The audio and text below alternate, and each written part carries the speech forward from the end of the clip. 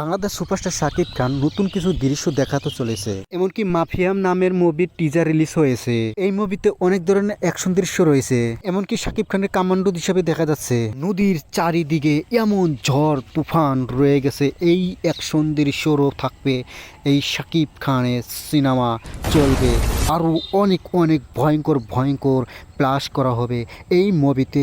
তো আপনারা এই ভিডিও দেখে আপনারা কি শিখতে পারলেন আর কি শিখবেন, আর এমন এমন অ্যাকশন দৃশ্য দেখেন, ফাইটার অনেক ধরনের অ্যাকশন দৃশ্য রয়ে গেছে এই মুভির টিজারে। দেখুন আপনারাই। ভিলেন হিসাবে এই মুভিতে দেখা যাচ্ছে কলকাতা যিশুকে ঝড়ের মধ্যে শাকিব খান লাশ উদ্ধার করে নিয়ে আসে। বিল্ডিং এর চারিপাশে অ্যাকশন দৃশ্য ফায়ারিং করা হয়। এমনকি শাকিব খান কিষানকে রক্ষা করার জন্য দিন রাত তাদের পিছনে লেগে থাকে। ইতিমধ্যে একটা কিষান গাড়ির সামনে অ্যাক্সিডেন্ট হয়ে যায়। তখনই বলেন তার বাবা এসে আমাদের মামলাটা উঠিয়ে নিন। সে একজন উকিল ছিলেন। তখন শাকিব খান এসে বিলিয়নের গতরে লাত্তি মারে। তখনই শাকিব খান একটা চোখ উঠিয়ে ফেলেন। শাকিব খানের বোনের শরীরের দিকে নজর দিয়েছিলেন। তখন শাকিব খান জানতো না কিষানগড়ে মারার জন্য গাতা খোদা হয়েছিল।